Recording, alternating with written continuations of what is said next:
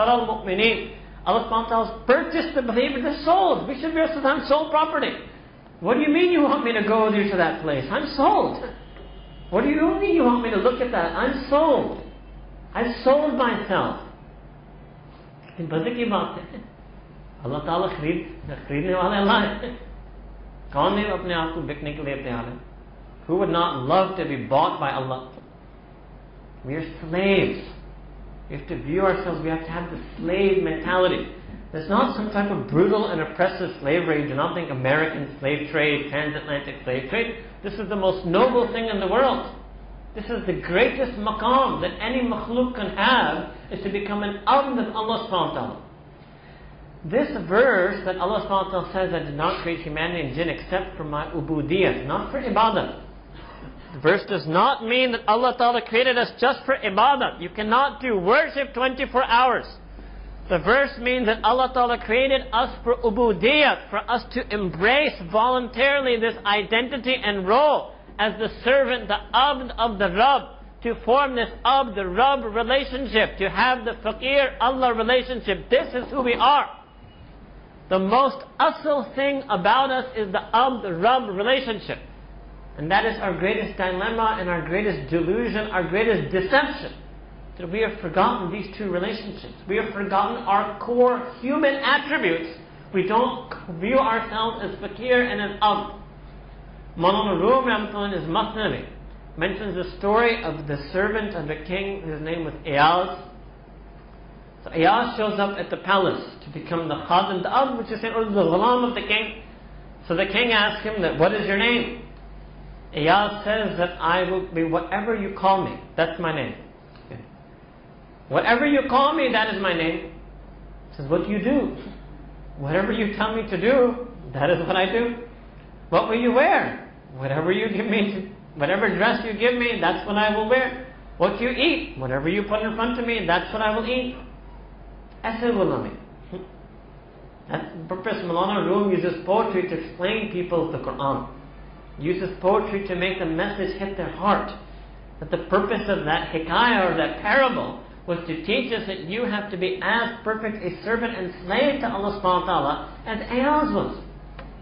Allah subhanahu wa ta'ala in the Qur'an uses the example of the horses. The horses who ride under the mujahideen. The horse knows in front of him there's whole arrows coming. It doesn't matter, he knows that he's the abd. He knows that he has a master, his rider. His rider just has to give him a kick and the horse will go inside. The sword will start hitting the horse, he doesn't stop. Maybe the horse steps on something. The horse cannot say, oh, can we stop here? I've got to fix my hoof. No. Complete servitude. Allah Ta'ala has designed the whole world to be completely subservient to humanity, so we can learn what subservience is. We are less loyal to Allah than a horse and a dog is loyal to their master. This is your bullish I won't even try to do that in Janata, right? But in Punjabi, Asariki poetry explaining what a dog, his loyalty to his master. That the dog doesn't get anything. The master forgets about the dog. Doesn't give him food and drink. The dog slinks towards the Dastar Khan. The master throws a shoe at it. The master beats it. The dog still comes back. Allahu Akbar Kabira. Nobody gives a bed to the dog. The dog sleeps anywhere, anyhow, anytime. But never gives up the loyalty to his master. Subhanallah, bihamdi, subhanallah, azim. Hum to kutte se gaye guzre hain. Gora to bahut shandar janwar hai. We've forgotten our ubudiyyat. We've forgotten our core identity as the slave and servant of Allah subhanahu wa ta'ala. That is who we are. Why do we think that I'm an MBA, I'm going to go into the corporate world, this is my asl? This is your worldly little incidental duty. You know what earning the world should be like for you? Earning the world is the same as relieving yourself. It's the unpleasant part of life, I have to go through it. That's it. I have to relieve myself and I have to earn money. These are things I have to do. It's not my asl. Would you like that if somebody told you, yeah, that's your asl? Right? And just like that is not your asl, relieving yourself, this is not your asl, earning money. This is your asl. You're a fakir. You're an ab. You should be thinking how to progress in that. How to become a better fakir or a better ab. You should be planning your ubudiyyat. That when I start IBA and end IBA, I should have 4 years of progress in ubudiyyat. I should be a 4 years better slave than I was when I came in. I should be a 4-year better fakir than when I came in. We don't think like that. The only time we think of progress is when it comes to the dunya. I've got to progress through this, I've got to graduate, then I'll become assistant accountant, then I'll do, what is it you guys do? CFA Part 1. And then I'm going to move to whatever, junior financial officer. Then I'll do CFA Part 2. Then I'll be senior financial officer. Then CFA Part 3. Then I'll be chief financial officer, vice president in finance. I'll set up my own finance shop. So I said, okay, what if I was to tell you that no, none of that's going to happen? When you graduate, you're going to be a junior finance officer. You're going to stay like that for 10 years. You'll fail every CFA attempt that you ever take. You look at me like I'm crazy. You say, there's no way. How can we not progress? I tell the same student, you know, when you graduate, after 4 years, you still only know the same amount of Qur'an. You came in knowing the meaning of one surah. You will leave knowing the meaning of only one surah. You came in only knowing 10 names of Allah. You will leave. You will still only know the meanings of 10 names of Allah. You say, no problem. That doesn't bother us. It doesn't bother us if we don't develop these attributes or we don't increase in these attributes. We're so caught up in the dunya. There are two things that are keeping you from this. You have two enemies that are keeping you from becoming a fakir and an ab. One is called secularism and the other is called dunya. Secularism is that philosophy that teaches you that you don't need Allah. Lead a godless life. Leave religion out of everything. Don't wear religion on your sleeve. Don't put religion in the state. Don't put religion in society. All that matters is that you're a good person. Secular humanism. But sirf acha insan banna hai. Allah ki banna hai. Achhai se aapne Allah Ta'ala ko kaise nikal diya? How can you take Allah Ta'ala out of the equation? How can you be good when you're bad to Allah? How can you be good when you're disloyal to Allah? How can you be good when you fail to obey Allah? How can you be good when you disobey Allah? It's not possible. That's not our understanding of good. Yes, you have to be good, a good member of society, a good citizen, a good professor, a good student. You do have to do all that. But you also have to be a good abd. You have to be a good fakir. That's part of being a good insan. That's what Allah Ta'ala is saying in Qur'an. This is about nas, this is about insan, good human beings. Not even saying good mu'mineen. Good human beings are the ones who are faqirullah, who are abd of the Rabb. That is a good human being. Secularism is trying to take you away from that. It's trying to cut you off from Allah. And dunya is doing the opposite. It's trying to engage you in ghair Allah. It's trying to attract you to other things. Somebody is attracted to jamal, beauty.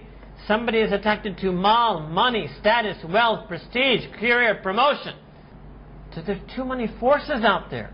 That's the turbulent times that you live in. You live in an age of secularism. This is a book written by Professor Columbia, Charles Taylor, The Age of Secularism. The liberals are triumphant. They know that their age has come. They write books, 600 pages, published by Columbia University, The Age of Secularism. Another fellow in their Francis Fukuyama writes a book, The End of History. They also say it.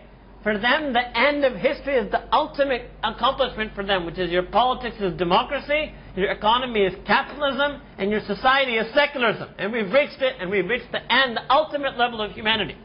They don't realize it's the complete opposite. Islamic reading is this is nuzul, this is fitna, that you are on the greatest spiritual decline in the history of humanity.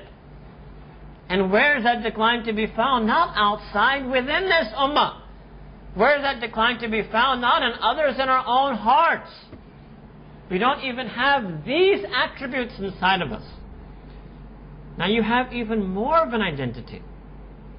It's amazing. Why is it that we've forgotten Allah? That's why Allah Ta'ala also addressing humanity had to say in Qur'an, Ya ayyuhal insan ma gharraka bi rabbikal kareem. That, oh humanity, what is it that has deluded you, distracted you, closed your eyes, that you need Allah? And look at the beautiful way Allah subhanahu wa ta'ala says this. You don't know the Arabic, you can't feel this. You need to feel the Arabic of the Quran. Bi Rabbika. Rabbika, your Rabb. Allah is saying, I'm still yours. Allah is addressing those human beings who have totally forgotten Him. And He so mercifully still says, Rabbika, abhi bhi aapka. Kitne kareem parvardigar hain. Kitne raheem parvardigar hain.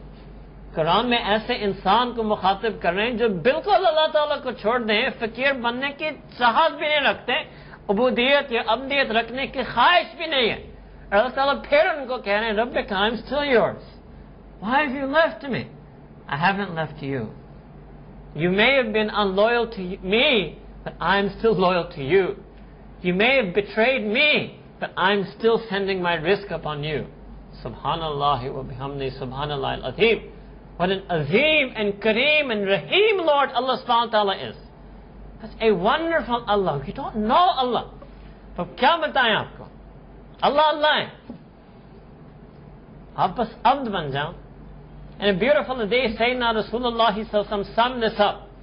Man kana lillahi kana Allahu lahu. That person who gives themselves up to Allah, kana Allahu lahu, Allah gives Himself to them. This is the sada. Subhanallah, Ya Allah. Not kana al-jannatu lahu, kana Allahu lahu. जो अपने आप को अल्लाह को हवाला करता है, अल्लाह ताला अज खुद उसको हवाले हो जाता है. Subhanallah. कितने करीम परवरदिगार. But we don't do it. We don't become lillah. We don't have what you call in the order you take this. We don't have lillahiyat. Therefore, Allah doesn't become yours. That's simple. Every single second, listen to this. Every single second of every single